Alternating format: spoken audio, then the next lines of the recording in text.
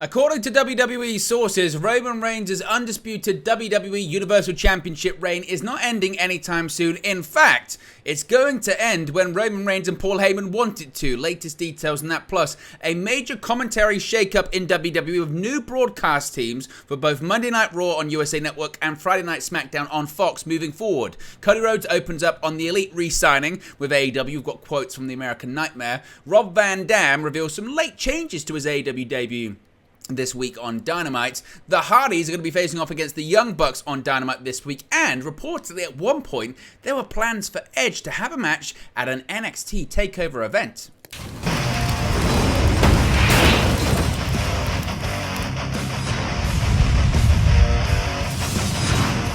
Hey guys, welcome back to Wrest News 365. Hope everyone is doing very well. As always, there are plenty of news stories to get into in the world of professional wrestling. But before we start off talking about Roman Reigns, a reminder, you can join me live tonight. I will be doing a SummerSlam watch-along and a post-show. We're going to be going live about 15 or 20 minutes before showtime, chatting, predictions, etc. We'll guide you through the show and also give you a review of it, share some of my opinions, get some of your opinions afterwards as well. So be sure to join us on the channel later on. But let's start off talking about Roman Reigns. He's going to be in the main event of tonight's biggest event of the summer, defending his undisputed Universal Championship as well as the title of the Tribal Chief against Jey Uso. But it doesn't look like he's going to be losing this match.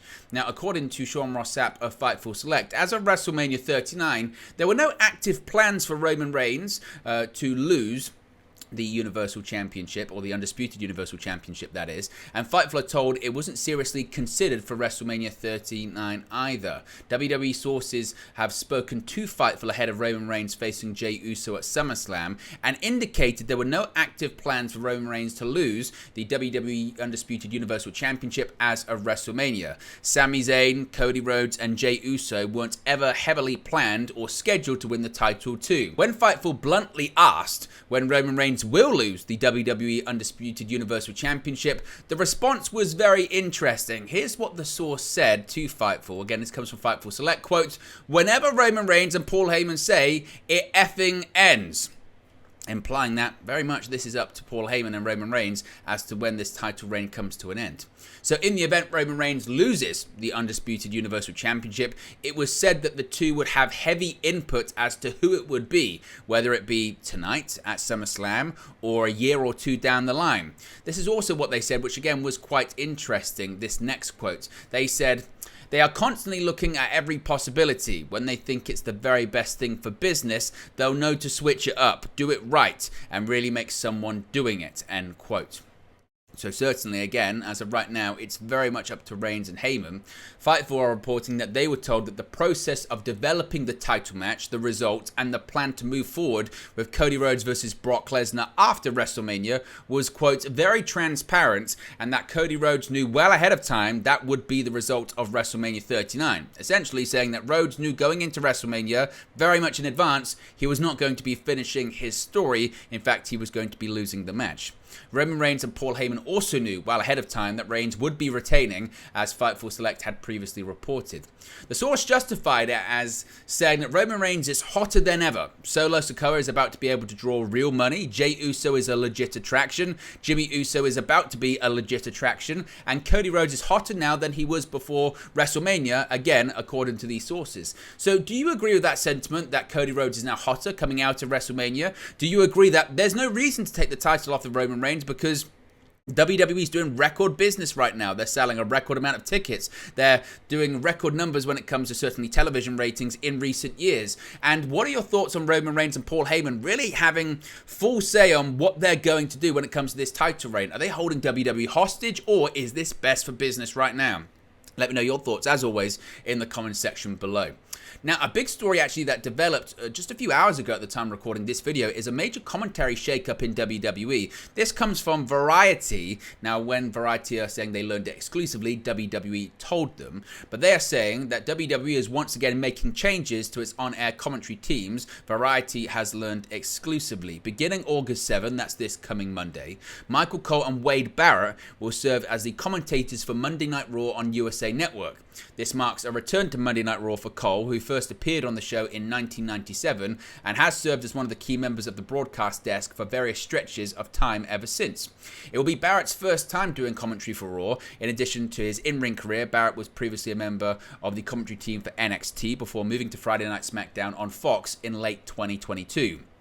Cole, though, will also remain on the commentary team for SmackDown, where he'll be joined by Kevin Patrick and Corey Graves beginning on August 11, again that being this coming Friday. Patrick and Graves are moving from Raw to SmackDown. According to an individual with knowledge of the situation, WWE does remain high on Patrick, and they think that pairing him with Cole will benefit his growth as a broadcaster. Of course, there's been a bit of back and forth with people on social media questioning whether Kevin Patrick is suitable for that position as a broadcaster and if he's really developed since getting the job on Raw last year. Cole, of course, has been with WWE for more than 25 years. Per WWE, he's only missed 2 shows during that time period. The news, of course, comes just ahead of today's SummerSlam events. But what are your thoughts on the shake-up when it comes to the broadcast teams in WWE? Michael Cole now being on both Raw and SmackDown. Is that a good thing, or does that once again show that the brand split doesn't really mean all that much? And most importantly, what are your thoughts on Kevin Patrick? Should he be on SmackDown? Should he have been on Raw? Should WWE look to get someone else that could be better suited for the role instead of Kevin Patrick? Is it working out with him? Let me know your thoughts in the comment section below. Now, a massive story this week, of course, is the Elite re-signing with All Elite Wrestling. And WWE star and former AEW EVP Cody Rhodes has now shared his thoughts on Kenny Omega and the Elite choosing to re-sign with All Elite Wrestling. As reported earlier this week, Omega, Matt Jackson, Nick Jackson, and Hangman Adam Page have all agreed to renew their AEW contracts, signing multi-year deals with the company they helped establish. Omega and the Young Bucks will remain as AEW Executive Vice Presidents. One star who used to be an EVP, as I mentioned, was Cody Rhodes, who left AEW in February of last year to rejoin WWE. Now, speaking with Nick Hausman for House of Wrestling, Rhodes noted that he's happy for the Elite, even though he would have loved it if they joined WWE so he could see them again. Here's what Cody Rhodes had to say, quote, "I'm very happy when any wrestler or superstar gets paid. I don't want to sound carny or hacky, but to know that your peers and people who take the bumps and go through all of this and have that type of physical struggle that comes with this gig, to know they're getting paid is really exciting. I am over the moon that group did what they did because, as Nick Jackson said, I believe they've made some NBA money out of it." Now, he continued by saying, quote, "I'm honestly just really happy for them. I am. I would have loved to have seen them again, but, you know, I'm very happy with the choices they made, and that schedule is a little different. This particular gig at WWE, it's a different type of personality that maybe fits me a little bit more. Yeah, but very happy for them." So Cody Rhodes insisting he's very happy for them. Obviously, there was some consideration that some of the Elite are saying that they did consider going to WWE. In the end, it was a majority vote that decided they were going to stay with AEW. There was reportedly interest, particularly in Kenny Omega from WWE, but the option to discuss a move to the company never actually arose, as Omega's contract was far from expiring by the time he put pen to paper. Now, Rob Van Dam made his AEW debut this week on Dynamite, and he has actually said there were some late changes and a last-minute change to his presentation ahead of his AEW debut. Following reports that there had been discussions about AEW bringing him in, Rob Van Dam made his debut for the promotion on the August 2nd edition of Dynamite, confronting FTW World Champion Jack Perry. Speaking on his one-of-a-kind podcast, Van Dam recalled meeting Tony Khan for the first time, revealing what the AEW president said to him. Quote, "I had only talked to him on the phone before, so last night I met him, and obviously he was cool, respectful, and he reminded me that he had told me this on the phone a long time ago, that as a fan, he was at the stretcher match of RVD and Sabu in Philadelphia. He said he was there, and he said that that he felt like that night, was a big vehicle moment that catapulted me, At the time, it was like my favorite match at the time. I loved it. I remember the match, really well, certain spots of it. But at the time, every match for me was the next one would be my favorite, the next one, especially with Sabu. He was there, and that was a real special night for him as a fan too, so pretty cool." The former WWE champion notably walked out to his previous entrance theme, Walk by Pantera, revealing that he only found out that AEW had secured the rights to the song the day of his debut. He said, quote, "That was awesome. Yeah, when I found out that he was going to have the rights to Walk, it just puts me in a different vibe, you know what I mean? Just knowing the reaction that was going to get and how the fans would be emotionally connected to that, you know, let it play for a few seconds, and then it wasn't until a little while, an hour or so, within the first hour when I was at the building, when that just changed. I officially would be coming out to walk. I was like, wait, what? How? Is this updated? Because just yesterday, sweet. I was like, yeah, that's awesome. So yeah, I read some of the comments on social media, people saying it brought tears to their eyes and stuff like that. It's pretty cool. So reportedly, it was kind of a back and forth situation when it comes to RVD coming out to that entrance song. Certainly, again, it's best suited to him. Now, on Dynamite this coming week, we're going to be getting a rematch from All Out of last year. The Hardys and the Young Bucks will renew their rivalry on next week's edition of AEW Dynamite. The match was announced on Friday's AEW Rampage, where Matt and Nick Jackson appeared in a backstage promo declaring their intentions to re-enter AEW's tag team division after spending months in the Trios division, wrestling alongside Kenny Omega or Adam Page. As part of their goal to recapture the AEW World Tag Team Championships, the former two-time champions called out Matt and Jeff Hardy, two men they idolized growing up in the business. Quote, "We've been focusing on trios and 8-man tag team matches, but it's important that the Young Bucks get back to the tag team division," Nick Jackson said. At this point, the Hardys, who teamed up with Keith Lee earlier on in the night, approached the Bucks to set up a match for next week. "If you're going to re-enter the tag division, why not jump into the deep end?" Matt Hardy asked the Bucks. "Why not face the GOATs, Matt and Jeff Hardy?"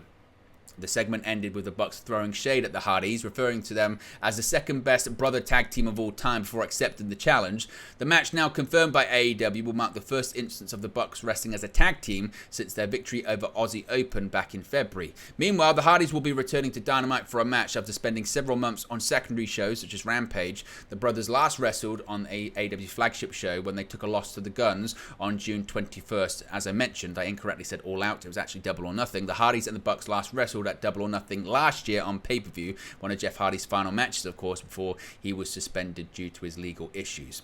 Finally, this is just a really interesting story, this, because the original plans for a rivalry between Finn Balor and WWE Hall of Famer Edge have now been revealed. While Edge and Balor were at odds for most of 2022, with Balor kicking the Rated R superstar from the Judgment Day faction that June, the duo's final match took place at WrestleMania 39 earlier this year. On the April 2nd show, Edge defeated Balor in a Hell in a Cell match to finally put the Judgment Day behind him. Speaking with SC Scoops, Finn Balor revealed that prior to the COVID-19 pandemic, WWE had a big match planned for a potential NXT TakeOver match in Ireland. Noting that Balor vs. Edge was penciled in for the event, Finn Balor said, quote, "Yeah, there were talks right before COVID for a TakeOver, NXT TakeOver going to Ireland. It was actually going to be an NXT UK TakeOver. Eventually, it was postponed, and then eventually it was just cancelled. Actually, the penciled-in match at that time that we were trying to get over the line was Finn versus Edge, which actually turned out happening at WrestleMania. So, and there's definitely hopes in the future of having a premium live event in Ireland, but, you know, business is great. Right now, we're doing a lot more overseas, and we're very excited." There have recently been hints of dissension within the Judgment Day, with Finn Balor and Damian Priest previously getting their wires crossed when targeting World Heavyweight Champion Seth Rollins. Of course, tonight at SummerSlam, Balor will challenge Rollins for the World Heavyweight Championship, although Damian Priest possesses the Money in the Bank briefcase, which he can cash in for a title match at the time of his choosing. So there you go, guys. This latest news when it comes to professional wrestling. Let me know your thoughts in the comment section below. Be sure to smash a like on the like button. Be sure to subscribe, bottom right-hand corner, and I'll speak to you again very, very soon. Hey guys, thank you for watching, listening, streaming, or however you come across this video today. Be sure to click on the video on the right there to watch our next video, or click the bottom there to subscribe, or the bottom right hand corner. Thank you very much, and I'll speak to you again very soon.